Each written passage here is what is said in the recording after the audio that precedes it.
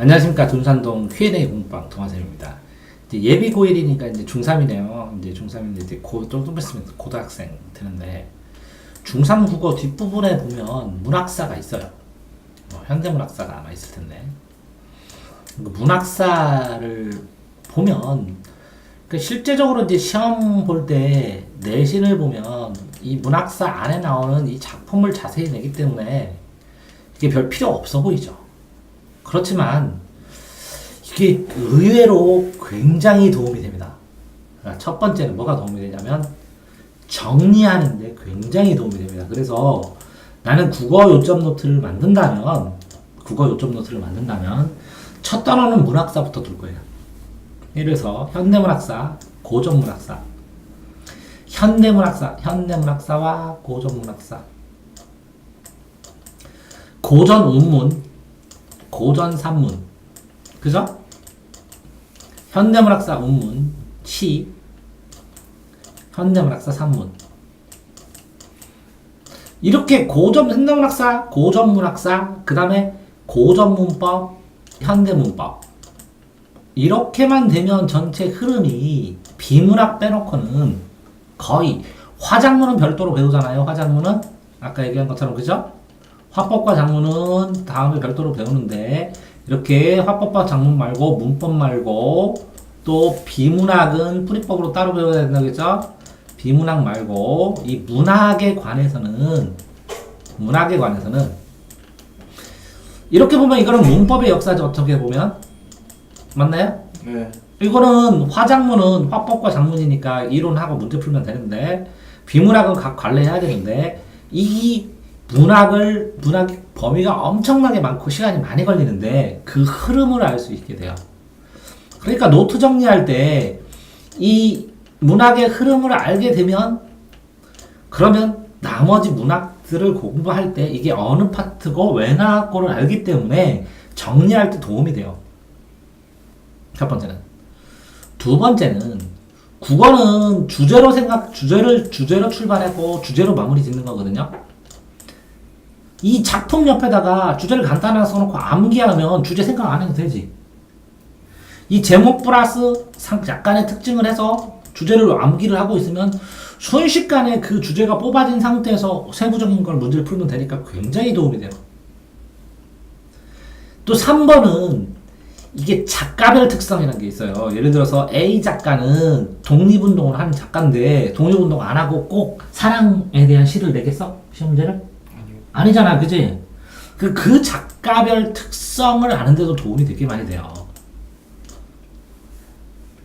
또 네 번째는, 자, 이 A 작품이란 걸 문제를 내는 이유는 이 시대에서 이 시대로 넘어갈 때 이런 가치가 있기 때문에 내는 거 아니야? 그럼 문제 출제의 가치가 이 문학사의 흐름에서 나온다는 거야. 그러니까 이해하는데 되게 도움이 많이 되는 거야. 자, 이해, 암기, 정리, 세 가지가 다 도움되는 게 문학사야. 그러면 모의고사를 풀 때 작가별로 공부를 하기도 하거든? 일부러. 자, 학교 내신을 풀 때 의외의 힌트를 얻을 수 있다. 힌트가 의외의 문장에서 문학사의 흐름을 알고 있으니까. 국사도 그렇지. 니네 문제 풀다 보면 흐름을 알게 되면 의외의 힌트를 알고 풀지, 그지? 그러니까 문학사라는 단어를 정말 꼼꼼하게 공부를 해야 되는데, 문제는 뭐냐면 중3 말고 고등 문학사를 가면 안 외워도 되는 막 짜잘한 것까지 다 있어.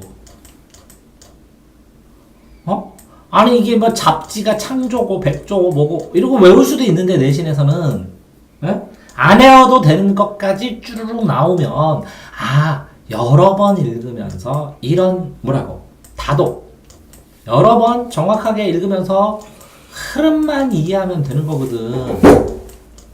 흐름을 이해하면서 여기다가 추가 정리를 할 수 있으면 되게 좋거든. 왜?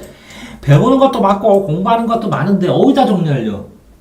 그치? 그러니까 문학사는 우리가 역사를 공부할 때, 국사를 공부할 때 연표에다가 정리하지. 네. 연표에다가 동아시아사는 특히 여기다 연표에다 정리를 해야 되고, 한국사도 연표를 봐야 되는데, 연표처럼 연표는 아니더라도 문학사의 흐름이 있는 것에다가 국어를 추가로 정리할 수 있으면 이게 단단해져서 생각을 떠올리기가 쉬워. 특징도 떠올리기 쉽고. 이해됐어요? 그러니까 나는 문제 풀 때 작가도 굉장히 많이 활용하거든. 예를 들어서 박인노는 나 가난해, 충, 효, 바다 아름다워. 이거 끝. 이렇게 외우거든. 그래서 이 중에 뭐 있나? 이렇게 풀면 끝이거든.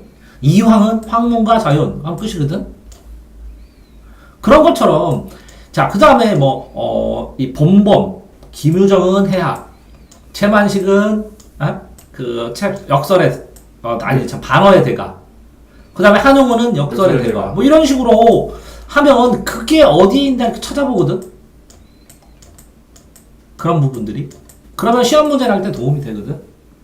그런 것처럼 이 작가 특성을 이해하고 작가의 흐름을 이해하고 그 시대, 자 이런 시대에는 이런 작품, 이 사람이 이 시대를 살았다 그러면 어떤 문학 작품의 작가 비평이나 되는 거와 마찬가지잖아. 작가 비평도 되고 작가의 특성도 되고 이런 시대를 살았으니까 시대 비평도 되는 거잖아.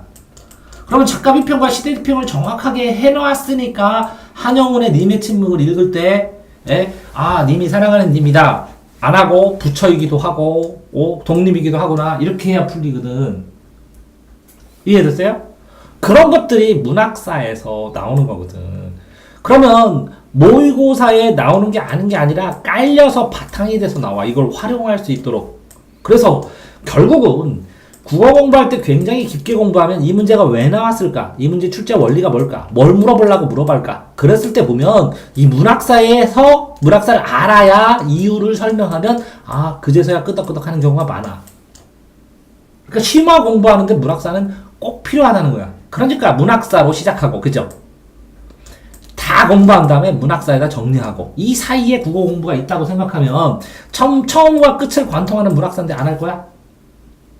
해야지. 그래서 내가 문학, 연표, 흐름 이런 거 가끔 가다 나눠주지? 네. 그러면 애들 이렇게 보다가 버려. 문학사랑 네. 나눠줬었어. 안 나눠줬다고? 나눠줬었지? 그러니까 공부해야 돼, 안 해야 돼? 해야 돼요. 해야 돼.